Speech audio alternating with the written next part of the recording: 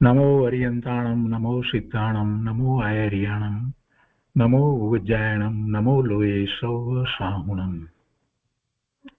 गुरुदेव श्रीना 5 प्रश्नो પૂજ્ય ચંપાબેન તથા પૂજ્ય શાંતાબેનને એમણે લખ્યા હતા અને એના ઉત્તરો એમણે જે આપ્યા એનો સ્વાધ્યાય આપણે કરી રહ્યા છીએ।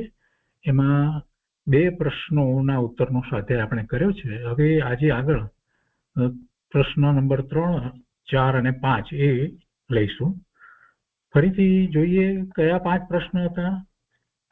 તો પૂજ્ય ગુરુદેવ શ્રીએ બંને બહેનોને પૂછેલા 5 પ્રશ્નો આ રીતે છે।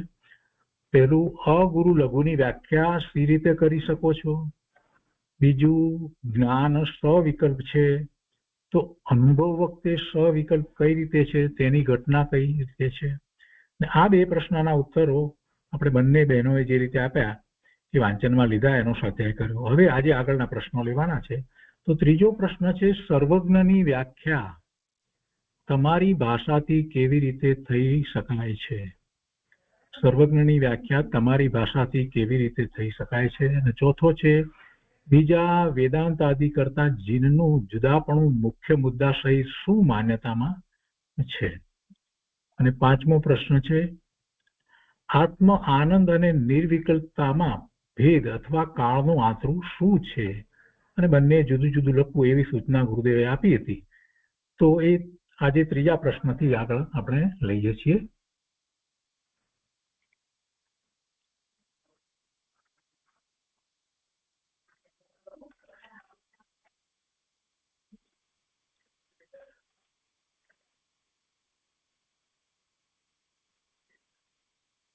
અહીંયા પૂજ્ય ચંપાબેને જે ઉત્તરો લખ્યા છે એમાં એમણે જે ત્રીજા પ્રશ્નનો ઉત્તર લખ્યો છે તે લઈએ છીએ।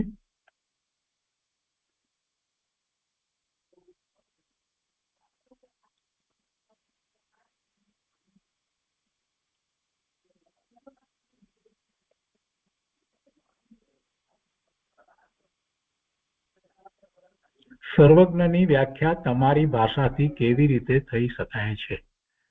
સર્વજ્ઞની વ્યાખ્યા ત્રીજો પ્રશ્ન છે, કેવી રીતે તમે કરો છો અથવા તો તમારીથી કેવી રીતે થાય છે। અનુભવ પ્રમાણેની વાત લખવાની છે, શાસ્ત્ર પ્રમાણેની વાત નથી।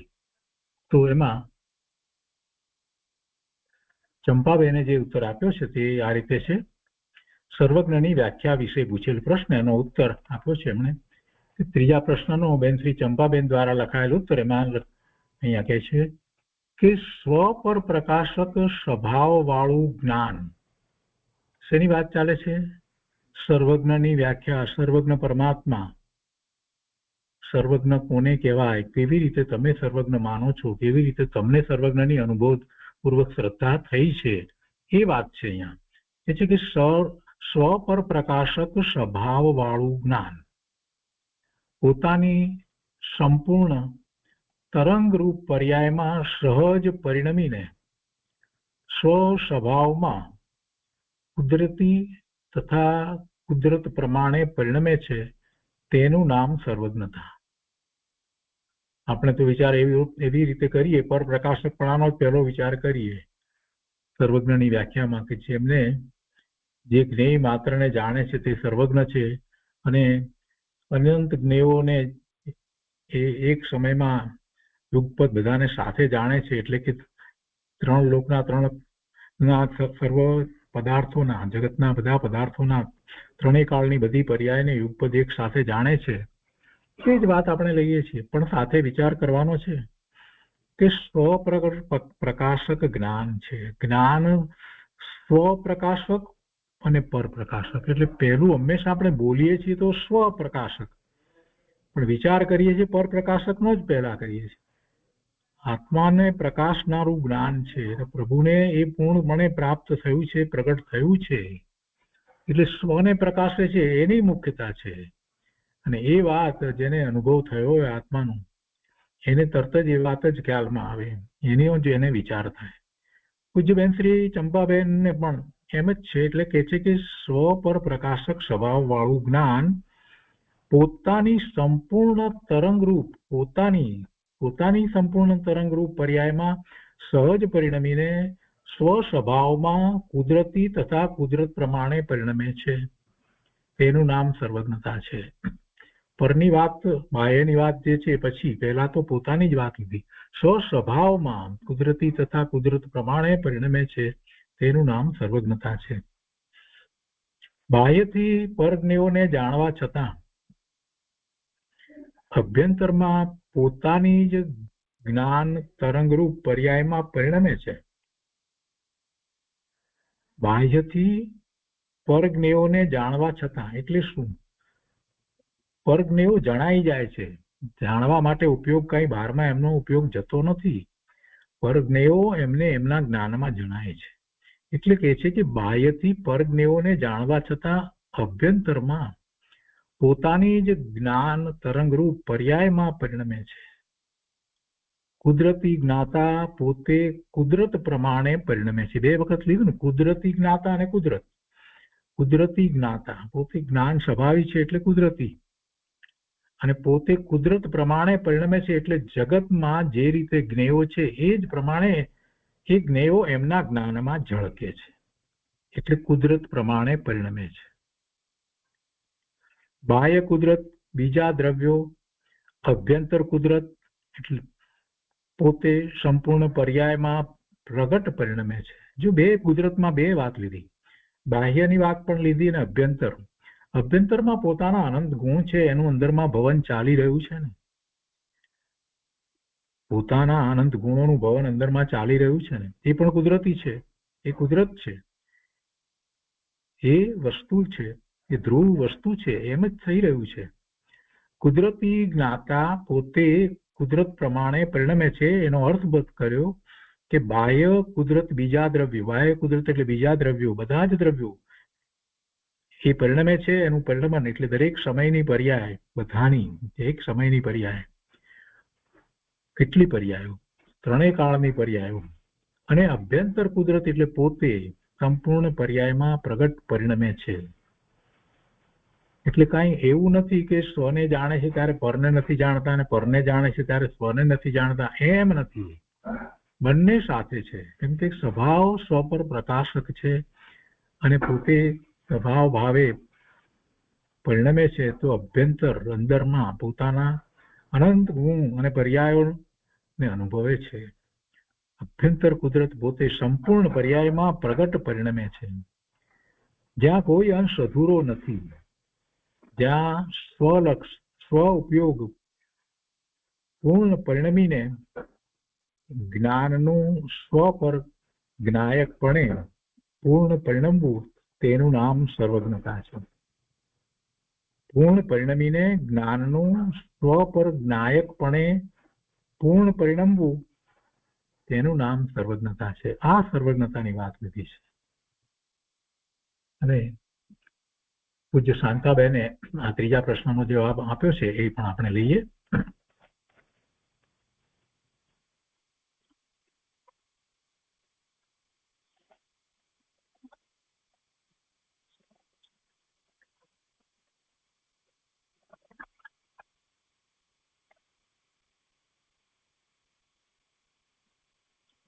સર્વજ્ઞની વ્યાખ્યા વિશે પૂછેલ પ્રશ્ન, એનો ઉત્તર આપ્યો છે એમણે.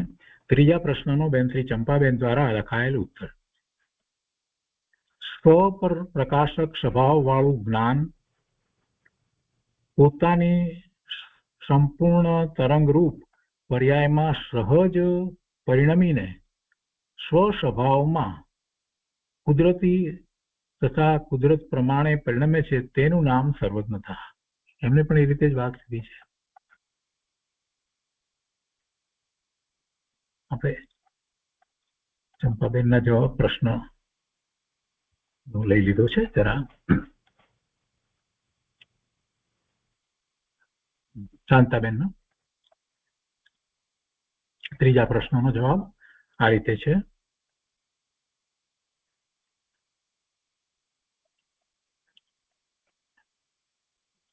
કે સૌ પ્રથમ પ્રશ્નનો બેન શાંતાબેન દ્વારા લખાયેલો ઉત્તર. સર્વજ્ઞની વ્યાખ્યા તમારી ભાષાથી કેવી રીતે કરી શકાય છે? તો એમાં શાંતાબેન કહે છે એમણે લખ્યું છે શાંતાબેને કે જ્ઞાન ઉપયોગનું પરલક્ષે પરિણમન સર્વથી સર્વથા પ્રકારે છૂટીને જ્ઞાન ઉપયોગપણે અખંડ સહજ પ્રગટ પ્રત્યક્ષ સ્વરૂપે પરિણમી જવું તે સર્વજ્ઞપણું. સર્વજ્ઞપણું કોને કહેવાય? જ્ઞાન ઉપયોગનું પરલક્ષે પરિણમન સર્વથી સર્વથા પ્રકારે છૂટીને, એટલે લક્ષ પરનું ન હોય, ઉપયોગ 12મા પર તરફ હોય નહીં, અને પૂર્ણપણે એ ઉપયોગ સ્વ તરફ વળી ગયો હોય. એટલે કે છે કે જ્ઞાન ઉપયોગનું પરલક્ષે પરિણમન સર્વથી સર્વથા પ્રકારે છૂટીને, બહારથી સર્વથા પ્રકારે છૂટીને, બધી રીતે છૂટીને એ જ્ઞાન ઉપયોગનું સ્વ તરફ વળી જવું, એ પહેલી વાત લીધી છે. જ્ઞાન ઉપયોગનું પરલક્ષે પરિણમન સર્વથી સર્વથા પ્રકારે છૂટી ને જ્ઞાન ઉપયોગપણે અખંડ સહજ પ્રગટ પ્રત્યક્ષ સ્વરૂપે પરિણમી જવું. સહજ પ્રત્યક્ષ સ્વરૂપે પરિણમી જવું. ઉપયોગ સ્વ સ્વરૂપે પરિણમી જાય. ઉપયોગ, જ્ઞાનનો ઉપયોગ અખંડ સહજ પ્રગટ પ્રત્યક્ષ સ્વરૂપે પરિણમી જાય તે સર્વજ્ઞપણું, અથવા તો જાજ્વલ્યમાન જ્યોતિ સ્વરૂપે અખંડ જ્ઞાતા દ્રવ્યને, તેના સર્વ ભાવોને પ્રત્યક્ષપણે એકી સાથે પ્રગટપણે જાણવા અનુભવવા રૂપ સહજ જ્ઞાન ઉપયોગનું પરિણમવું તે સર્વજ્ઞતા છે. જ્ઞાન ઉપયોગ સર્વથા બાહ્ય પરજ્ઞેયોથી છૂટો પડ્યો છે. સર્વથા એટલે હવે એ તરફ ઉપયોગ જવાનો જ નથી. એ પહેલી વાત લીધી. જ્ઞાન ઉપયોગનું પરલક્ષે પરિણમન સંપૂર્ણ રીતે છૂટી ગયું છે, સર્વથી સર્વથા પ્રકારે છૂટી ગયું છે. તો હવે જ્ઞાન ઉપયોગ કઈ તરફ વળ્યો છે? તો કે પોતાનું અખંડ સહજ સ્વરૂપ છે. તો એ સ્વરૂપ તરફ જ્ઞાન ઉપયોગ વળ્યો છે. તો પ્રગટ પ્રત્યક્ષ જે પરિણમન થઈ રહ્યું છે એને અહીંયા મુખ્યપણે લીધું છે. એ છે કે જ્ઞાન ઉપયોગપણે અખંડ સહજ પ્રગટ પ્રત્યક્ષ સ્વરૂપે પરિણમી જવું તે સર્વજ્ઞપણું, અથવા જાજ્વલ્યમાન જ્યોતિ સ્વરૂપે અખંડ જ્ઞાતા દ્રવ્યને જાણનાર દ્રવ્યને, તેના સર્વ ભાવોને પ્રત્યક્ષપણે એકી સાથે પ્રગટપણે જાણવા. હવે સર્વ ભાવો એટલે કયા ભાવો? આત્માનો સ્વભાવ જેને લીધે છે એ બધા ભાવો, અનંત ગુણનું ભવન જે ચાલી રહ્યું છે એ બધા ભાવો, એ સર્વ ભાવો. તો એ સર્વ ભાવોને પ્રત્યક્ષપણે એકી સાથે પ્રગટપણે જાણવા અનુભવવા રૂપ સહજ જ્ઞાન ઉપયોગનું પરિણમવું તે સર્વજ્ઞતા છે. આ સર્વજ્ઞતા કઈ છે? બહારની વાત જે છે એની તો કોઈ વાત નથી, કેમ કે ભગવાનનો ઉપયોગ કઈ બહાર તરફ તો છે નહીં ને બહારમાં હવે એમને શું જ્ઞાન કરવું છે? એ બધા જ્ઞેયો, જ્ઞાનની એટલી બધી નિર્મળતા છે કે બધા જ જ્ઞેયો એમાં પ્રતિબિંબિત થાય છે, અને પોતે પોતાને જે પ્રકાશી રહ્યા છે, સંપૂર્ણપણે પોતે પોતાને અનુભવી રહ્યા છે. સંપૂર્ણપણે અનંત ગુણ, અનંત પર્યાય સહિત એવા અનુભવરૂપ સહજ જ્ઞાન ઉપયોગનું પરિણમવું તે સર્વજ્ઞતા છે. બહુ સરસ જવાબ આપ્યો છે. તો એ પછીથી ચોથો પ્રશ્ન છે એ આપણે લઈએ. ચોથા પ્રશ્નમાં બીજા વેદાંતાદિ કરતા જીનનું જુદાપણું મુખ્ય મુદ્દા સહિત શું માન્યતામાં છે? આપણને પણ કેટલીક વાત ખ્યાલ છે કે વેદાંતમાં એક માન્યતા જે છે તે પર્યાયને માનતા નથી. એક એ માન્યતા છે. અને બીજી વાત એ છે કે જીવનો મોક્ષ થાય છે તો એ જીવ કોઈ પરમાત્માનો અંશ છે, એટલે પરમાત્માની અંદર ભળી જાય છે. એટલે બધા જીવો મોક્ષ પામે છે તો એક પરમાત્મામાં ભળી જાય છે. આ બે માન્યતાઓ તો આપણે જાણીએ છીએ. એ વેદાંતની અહીંયા જો શું કહે છે, પહેલા આપણે ચંપાબેને જે કહ્યું છે તે લઈએ છીએ. વેદાંત કરતા જીનનું જુદાપણું વિશે પૂછેલ પ્રશ્ન. તો ચોથા પ્રશ્નનો બેન શ્રી ચંપાબેન દ્વારા લખાયેલ ઉત્તર એમાં લખે છે કે વેદાંત એકલી શુદ્ધતા અને અભેદતાને માન્ય રાખે છે, તેથી અખંડ સ્વભાવોનું ગ્રહણ થતું નથી. વિભાવ પરિણામીપણું સર્વથા નહીં સ્વીકારતા સ્વભાવમાં આવવાનો પ્રયત્ન રહેતો નથી. જો તર્ક દ્વારા આખી વાતને એમણે મૂકી છે. જ્યારે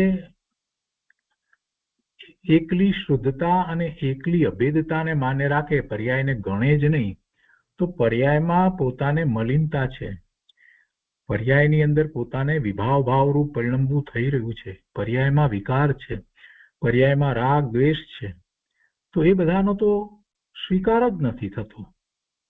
વેદાંત એકલી શુદ્ધતા અને અભેદતાને માન્ય રાખે છે, તેથી અખંડ સ્વભાવોનું ગ્રહણ થતું નથી. કોઈને એમ થાય કે એને માને છે તો પછી કેમ અખંડ સ્વભાવનું ગ્રહણ ન થાય? કેમ કે જ્યાં સુધી એને પોતાના વિકારી વિભાવરૂપ થતા પરિણામો જે છે, વર્તમાન પર્યાયનો એને સ્વીકાર કર્યો નથી, ત્યાં સુધી એને પુરુષાર્થ ક્યાં ઉપડવાનો છે? શું પુરુષાર્થ કરવાનો છે?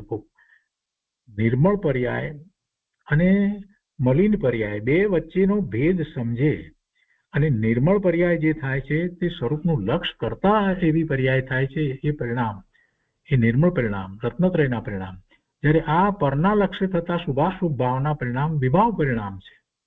તો જ્યાં સુધી એને એ વાતનો ખ્યાલ ના આવે કે પોતાને અત્યારે વર્તમાનમાં જે પરિણામ થઈ રહ્યા છે એ તો શુભાશુભ ભાવના પરિણામ થઈ રહ્યા છે, એમાં તો રાગ દ્વેષ બધું જ છે, તો એ પરિણામ એ પોતાના ન હોય, પોતાના પરિણામ તો પોતાનું જે દ્રવ્ય ત્રિકાળ શુદ્ધ છે એને અનુસરીને હોવા જોઈએ.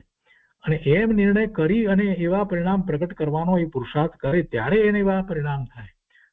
પણ અહીંયા તો એ વાત જ નથી, વાત જ અધૂરી છે, તો પછી એવા પુરુષાર્થની વાત ક્યાંથી આવે? એટલે એ વાત લેવી. એવી રીતે પૂજ્ય ચંપાબેને લીધી છે કે વેદાંત એકલી શુદ્ધતા અને અભેદતાને માન્ય રાખે છે, તેથી અખંડ સ્વભાવોનું ગ્રહણ થતું નથી. કંઈક અંશે એમ કહેવાય કે નિશ્ચય આભાસી જેવું થઈ ગયું છે. વિભાવ પરિણામીપણું સર્વથા નહીં સ્વીકારતા સ્વભાવમાં આવવાનો પ્રયત્ન રહેતો નથી. છે જ નહીં વિભાવ, એટલે પછી પ્રયત્ન શું કરવાનો? આગળ લખે છે કે વેદાંતી એકાંત શુદ્ધતાને માનતા હોવાથી રત્નત્રય પરિણતિને સ્વીકારતા નથી. રત્નત્રય પરિણતિ થાય છે જ્યારે સ્વરૂપમાં એકાગ્રતા કરે છે, ત્યારે એવા સમ્યક દર્શન, સમ્યક જ્ઞાન, સમ્યક ચારિત્રના એવા પરિણામ થાય છે. અને એવું સ્વરૂપનું લક્ષ્ય કરી, સ્વરૂપમાં એકાગ્રતા કરી અને જ્યારે પરિણમતો નથી ત્યારે કાંઈ એવા પરિણામ હોતા નથી. રત્નત્રયના પરિણામ જેને થાય છે તો એને પણ અંતર્મુહૂર્ત માટે થાય છે, એને પણ અંતર્મુહૂર્ત માટે થાય છે. પાછા એ સ્વવિકલ્પ થઈ જાય છે, નિર્વિકલ્પ ધ્યાનમાં જે પરિણામ થાય છે.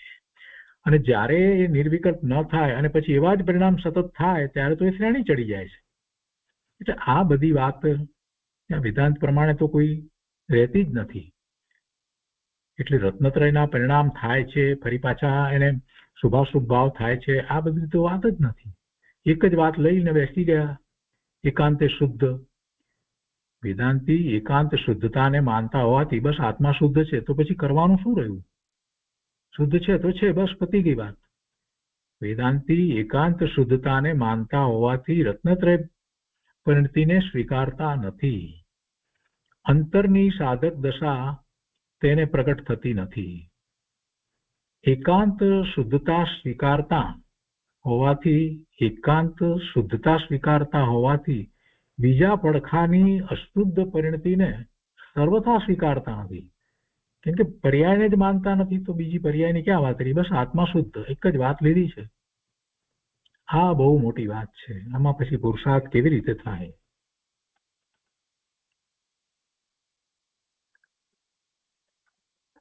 પછી આગળ લીધું છે વેદાંત અને જૈનનો મુખ્ય ભેદ. વેદાંતે એકાંતે અભેદના તથા શુદ્ધતા, વેદાંતે એકાંતે અભેદતા તથા શુદ્ધતા માને રાખે છે, તે યથાર્થ નથી. જૈન કોઈ અપેક્ષાએ ભેદ તથા અશુદ્ધતાની માન્યતાને અપેક્ષા સહિત સ્વીકારે છે. વસ્તુનું સ્વરૂપમાં ભેદ પણ છે, અનંત ગુણ છે, અનંત પર્યાય છે, અને અભેદ અખંડ વસ્તુ છે એમ પણ, અને અશુદ્ધતા, પર્યાયની અંદર અશુદ્ધતા પણ છે. શુદ્ધતા અને અશુદ્ધતા એવા બંને પ્રકારના પરિણામો થાય છે. તો એ જૈન દર્શન એવી રીતે સ્વીકારે છે. એટલે અભેદ દ્રષ્ટિ તથા શુદ્ધ દ્રવ્ય દ્રષ્ટિને સ્વીકારે છે, અને સાથે સાથે જે ભેદ છે એને પણ સ્વીકારે છે, અશુદ્ધતાને પણ સ્વીકારે છે, પણ એને એની પર્યાય એની અપેક્ષા સહિત સ્વીકારે છે. કોઈ અપેક્ષા એ આમ છે, કોઈ અપેક્ષા એ બીજી રીતે છે એમ. તો તેમાં શુદ્ધ દ્રષ્ટિની મુખ્યતા તે યથાર્થ છે. તેથી યથાર્થ સ્વાનુભૂતિ થાય છે અને એવો પુરુષાર્થ એ કરે છે. ચૈતન્યનું અનુપમ સ્વરૂપ પ્રગટ થાય છે, એવો પુરુષાર્થ થાય છે. એટલે વેદાંતની માનેલી એકાંત શુદ્ધતા તે યથાર્થ નથી, એકાંત શુદ્ધતા નથી. એટલે પર્યાયને ન માનો તો દ્રવ્ય જે છે તે ત્રિકાળ શુદ્ધ છે, પણ પર્યાય વિના તો ક્યાં છે? આખું પરિણમન જે થઈ રહ્યું છે, આટલું બધું જીવન વ્યતીત થઈ જાય છે, અને પર્યાયને જ નથી માનતા. દરેક સમયે સમયે અવસ્થાઓ બદલાયા કરે છે, એને જ ન માને. તો કે છે વેદાંતની માનેલી એકાંત શુદ્ધતા તે યથાર્થ નથી, તેની માનેલી એકાંત અભેદતા તે યથાર્થ નથી. સ્વ અને પર એમ બે દ્રવ્યો હોવા છતાં જગતમાં બીજા દ્રવ્યો જ નથી એમ તેની માન્યતા છે, એ પણ બરાબર નથી. પર્યાય રૂપ ભેદ દ્રષ્ટિને સ્વીકારતા નથી. પર્યાયમાં શુદ્ધ પર્યાય, નિર્મળ પર્યાય અને બીજી અશુદ્ધ પર્યાય, મલિન પર્યાય, તો એમ એને પણ સ્વીકારતા નથી.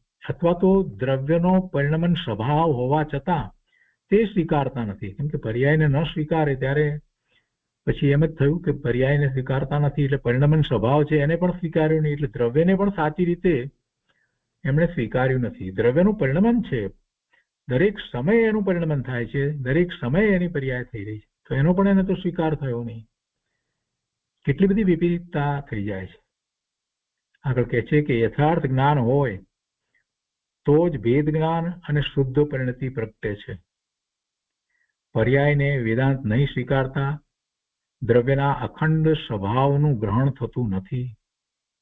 દ્રવ્ય અને પર્યાય બંને પડખાનું ગ્રહણ થતું નથી.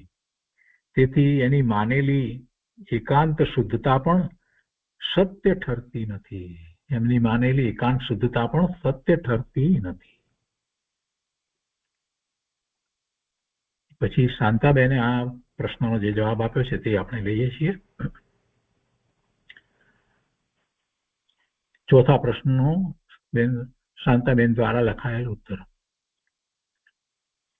વેદાંત કરતા જૈનનું જુદાપણું કઈ રીતે છે? શાંતાબેને લખ્યું છે, જૈન 6 દ્રવ્યને માન્ય રાખે છે ને તેના નિમિત્ત નૈમિતિક સંબંધ રૂપ ભાવને પણ માન્ય રાખે છે. જૈન 6 દ્રવ્યને માન્ય રાખે છે અને તેના નિમિત્ત નૈમિતિક સંબંધ રૂપ ભાવને પણ માન્ય રાખે છે.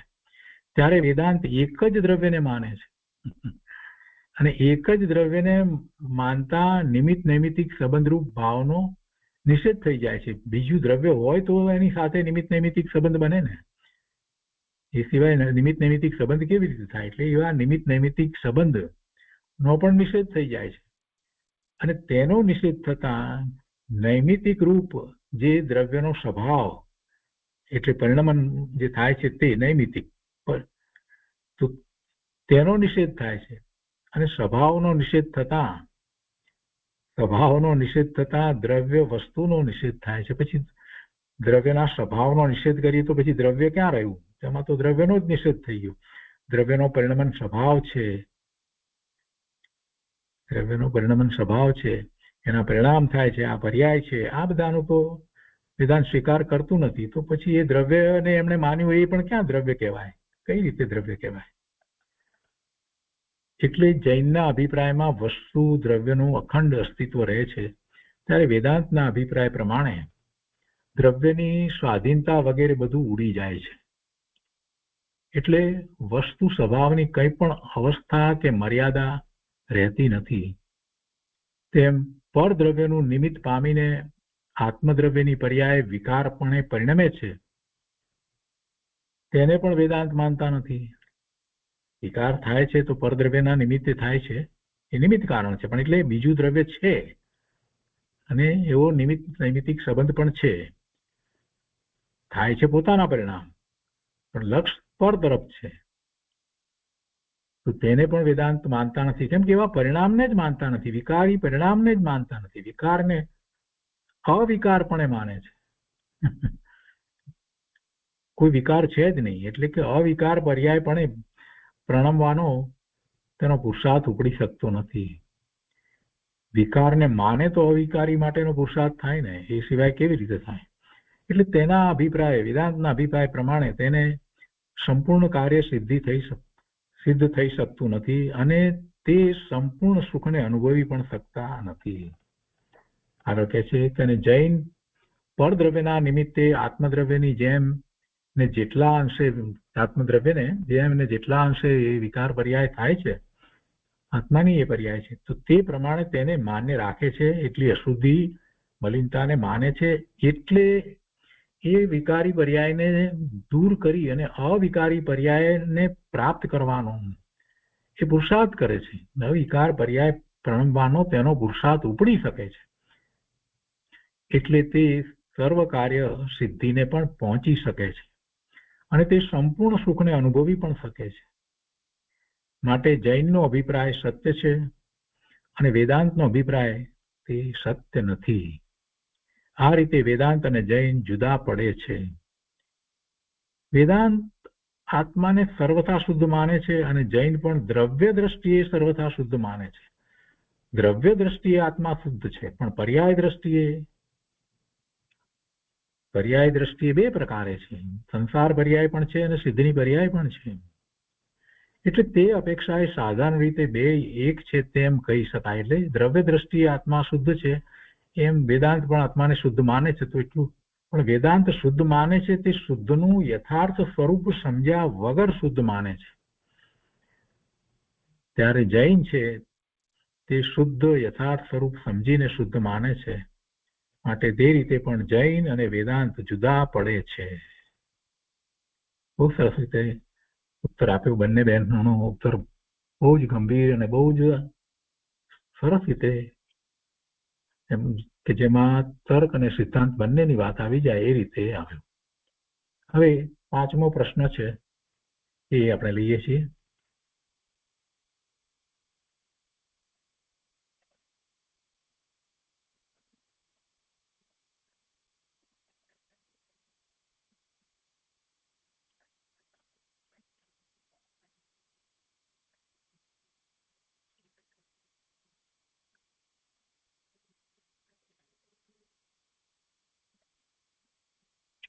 અહીંયા 5મા પ્રશ્નનો પેલા 5મો પ્રશ્ન જે છે તે આપણે વાંચનમાં લઈએ.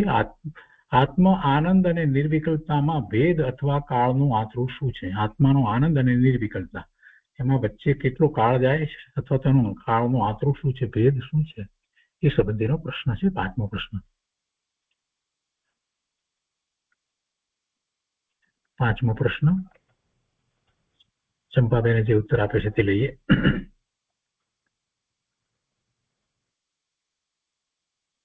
એમાં આ પ્રશ્નનો ઉત્તર સૌથી પહેલા એમણે આપી દીધો. 5મા પ્રશ્નનો ઉત્તર ચંપાબેને સૌથી પહેલા આપ્યો હતો. વાંચીને તરત જ એનો જ ઉત્તર લખવા બેસી ગયા. 5મા પ્રશ્નનો બેન શ્રી ચંપાબેન દ્વારા લખાયેલ ઉત્તર, આત્મ આનંદ અને નિર્વિકલ્પતામાં ભેદ અથવા કાળનું આંતરું. તો એમણે ઉત્તર લખ્યો છે, ટૂંકો ઉત્તર છે પણ બહુ મહત્વનો છે. નિર્વિકલ્પતા નિર્વિકલ્પ સ્વભાવે વેદાય છે. નિર્વિકલ્પતા નિર્વિકલ્પ સ્વભાવે વેદાય છે, અને આત્મ આનંદ આનંદ સ્વભાવે વેદાય છે. માટે બંનેમાં ભેદ છે. એક તો આ વાત લીધી. નિર્વિકલ્પતા નિર્વિકલ્પ સ્વભાવે વેદાય છે, પોતાનો સ્વભાવ જ વિકલ્પ રહિત છે. અને બીજું આત્માનો એવો આનંદ સ્વભાવ છે, આનંદ ગુણ છે, એટલે આનંદ સ્વભાવે વેદાય છે. માટે બંનેમાં ભેદ છે. આગળ લખે છે, આત્મા એક રૂપ અભેદ છે. જે ક્ષણે નિર્વિકલ્પતા પ્રગટે છે તે જ ક્ષણે આત્મ આનંદ પ્રગટે છે. અભેદ છે એટલે બધા ગુણોનું પરિણમન ભવન અંદરમાં એક સાથે થઈ રહ્યું છે, તો અનુભવમાં પણ એક સાથે જ આવે છે.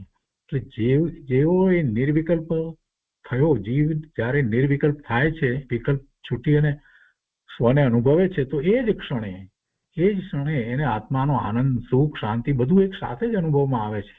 એટલે નિર્વિકલ્પતા પ્રગટે છે તે જ ક્ષણે આત્મ આનંદ પ્રગટે છે. માટે બંનેમાં કાળનું અંતર નથી, બંને એક રૂપ અભેદ છે. કાળનું અંતર નથી. નિર્વિકલ્પ થયો એ જ વખતે આત્માનો આનંદ અનુભવમાં આવ્યો. અને પહેલી વાત એ આપી એમાં કે નિર્વિકલ્પતા નિર્વિકલ્પ સ્વભાવે વેદાય છે અને આત્મ આનંદ આનંદ સ્વભાવે વેદાય છે. હવે શાંતાબેને આ 5મા પ્રશ્નમાં જે ઉત્તર આપ્યો છે એ લઈએ. 5મા પ્રશ્નનો બેન શાંતાબેન દ્વારા લખાયેલ ઉત્તર.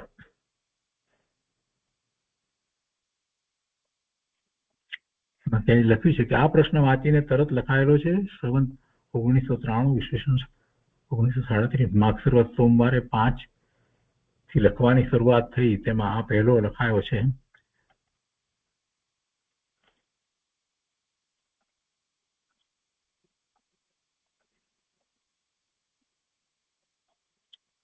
તો એમાં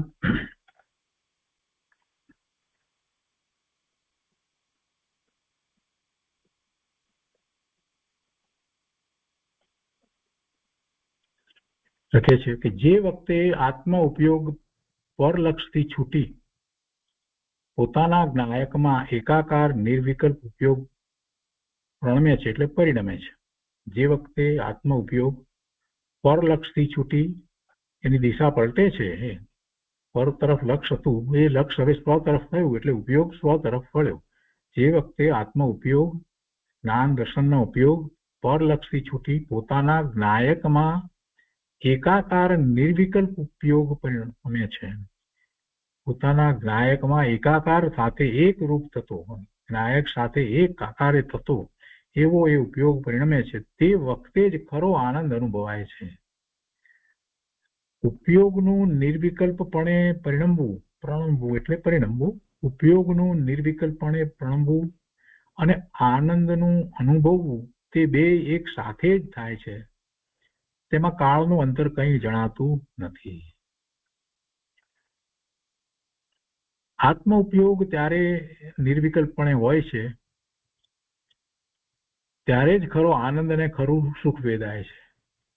આત્મ ઉપયોગ ખરેખર સ્વ તરફ વળ્યો છે અને એ વખતે બીજો કોઈ વિકલ્પ ઉઠતો નથી, મનના કોઈ વિકલ્પ ઉઠતા નથી, તો નિર્વિકલ્પ થયો છે તો ત્યારે જ ખરો આનંદ અને ખરું સુખ વેદાય છે.